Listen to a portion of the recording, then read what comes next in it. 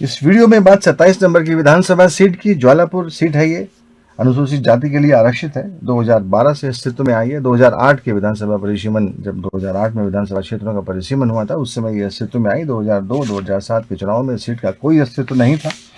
इससे पहले कि हम 2022 के ताजा समीकरणों पर आए, हम जल्दी से एक नजर डाल लेते हैं इस सीट के राजनीतिक इतिहास पर। 2012 में यहाँ से चंद्रशेखर जीते हैं भाजपा के टिकट पर।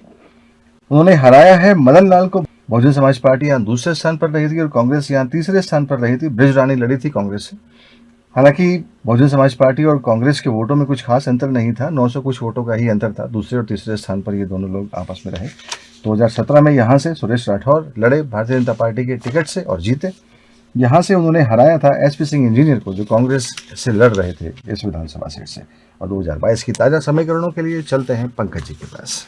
2022 में यहाँ के समीकरण बड़े रोचक बने हुए हैं। पहले हम प्रत्याशियों की बात कर लेते हैं। यहाँ पे 8 प्रत्याशी चुनावी मैदान में हैं, जिनमें भाजपा से सुरेश राठौर जो विधायक भी हैं उनको टिकट मिला है। कांग्रेस से यहाँ पे इंजीनियर रवि बहादुर को यहाँ पे टिकट मिला है। आम आदमी पार्टी ने ममता सिंह को यहाँ पे टिकट दिया है। बसपा ने यहाँ पे शिवपाल सिंह को टिकट दिया है, इनके प्रदेश अध्यक्ष भी हैं। सपा ने यहाँ पर सनातन सोनकर को यहाँ पे टिकट दिया है। इनके अलावा बात करें तो गौतम यहाँ लोकतांत्रिक जनशक्ति पार्टी से हैं, न्याय धर्म सभा से रविंद्र कुमार हैं और इंजीनियर एसपी सिंह यहाँ पर आजाद समाज पार्टी से हैं। तो ये 8 प्रत्याशी यहाँ पर अपना भाग्य आजमा रहे हैं। लेकिन यहाँ के जो चुनावी समीकरण की बात करें तो बड़े रोचक बने हुए हैं, क्योंकि यहाँ पे त्रिकोणीय मुकाबले के साथ एक चतुष्कोणीय मुकाबला भी देखने को मिल रहा है। भाजपा कांग्रेस की तो सीधी टक्कर है। यहाँ पे हमेशा बसपा ने त्रिकोणीय मुकाबला बना है, तो यहाँ पे भाजपा कांग्रेस और बसपा का त्रिकोणीय मुकाबला तो है ही। लेकिन यहाँ पे जो एसपी सिंह है, इंजीनियर है, वो यहाँ पे आजाद समाज पार्टी से चुनाव लड़ रहे हैं और पिछली बार वो कांग्रेस के प्रत्याशी थे और बहुत ज्यादा अंतरों से वे हारे नहीं थे। लेकिन उनको जब उनका टिकट कटा तो उन्होंने अपनी नाराजगी व्यक्त करते हुए यहाँ पे आजाद समाज पार्टी से टिकट लिया और उसके प्रत्याशी बने और यहाँ पे इन तीनों पार्टियों को कड़ी टक्कर दे रहे हैं। तो कहीं ना कहीं रोचक मुकाबला यहाँ देखने को मिल रहा है। जी, 4 लोग दिखाई दे रहे हैं। चारों में से कोई भी इस सीट से विजयी हो सकता है। एक SP Singh engineer Azad Samaj party से, एक कांग्रेस के प्रत्याशी रवि बहादुर, भारतीय जनता पार्टी से सुरेश राठौर और एक बहुजन समाज पार्टी के योद्धा। ये चारों लोग ये उन चुनिंदा सीटों में से एक है उत्तराखंड की, जहां पर 4 लोगों के बीच में कांटे की टक्कर देखने को मिल रही है। बिल्कुल। और जो यहाँ पे वर्तमान विधायक है उनकी बहुत आसान राह नजर नहीं आ रही है यहाँ पे। जी, वैसे भी पिछले दिनों वो कुछ विवाद में भी फंस गए थे। बिल्कुल। और उस विवाद के बाद लगातार उनको विपक्षी पार्टियों ने घेरा भी है और यहाँ पे जो बसपा के प्रत्याशी हैं वो भी मजबूत है। शिवपाल सिंह यहाँ पे मजबूत प्रत्याशी हैं बसपा के। और यहाँ पे इंजीनियर रवि बहादुर तो कांग्रेस से ही जो त्रिकोणीय बना रहे हैं। लेकिन जो यहाँ पे सबसे रोचक मुकाबला बना रखा है एसपी सिंह ने, कहीं ना कहीं उनकी तरफ सिंपैथी भी जाती हुई दिख रही है, क्योंकि पिछली बार बहुत कम वोटों से हारे थे वो और कांग्रेस ने उनका दूसरा टिकट भी काट दिया, तो इसकी सिंपैथी भी उनकी तरफ जारी है और रोचक मुकाबला यहाँ पे बना हुआ है।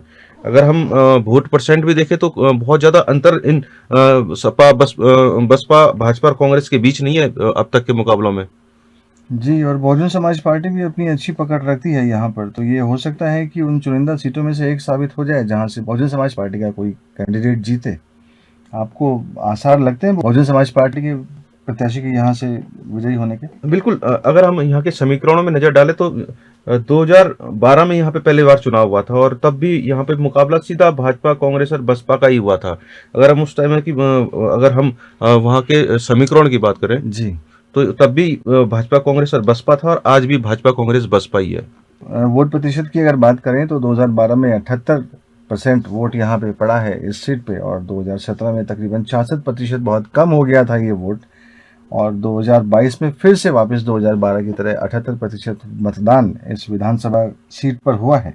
लेकिन अगर हम परसेंटेज देखें यहाँ पे जिताओ कैंडिडेट की और जो अन्य प्रत्याशियों की, तो यहाँ पे 2012 में 30% बीजेपी को मिला है और उसके बाद कांग्रेस को भी और बसपा को लगभग 29% वोट मिला है। बहुत ज्यादा अंतर नहीं है यहाँ पे। जी, वोट प्रतिशत इस सीट पर भारतीय जनता पार्टी का बढ़ा है। 2012 में 30% था, 2017 में 34% था, जबकि 2017 में 2012 के मुकाबले मतदान कम हुआ। उसके बावजूद भारतीय जनता पार्टी का वोट परसेंट यहाँ से कम नहीं हुआ। तो वोटर अगर यहाँ पे कम निकला है तो वो भारतीय जनता पार्टी का नहीं बल्कि दूसरी पार्टियों के लिए या फिर निर्दलीयों के लिए कम निकला है। जी, लेकिन अगर हम 17 की बात करें तो बहुत ज्यादा अंतर नहीं है, 4-5% का है और मोदी लहर भी प्रचंड थी तब। लेकिन अब ये नहीं है। और चौथा प्रत्याशी यहाँ पे एसपी सिंह भी अपना एक मोर्चा बना रहे हैं आजाद समाज पार्टी से। तो इस बार ये जो वोट परसेंट है ये भी बदलेगा।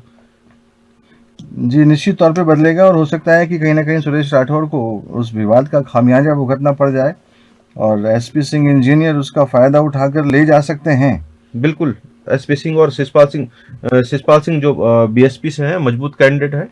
और हमेशा ही अगर आप देखें तो बसपा का अच्छा खासा वोट बैंक है। बसपा बाहुल्य क्षेत्र है ये, क्योंकि ऐसी सीट है और साथ में यहाँ पे मुस्लिम बाहुल्य क्षेत्र भी, तो कहीं ना कहीं यहाँ बसपा को भी बढ़त मिलती दिख रही है।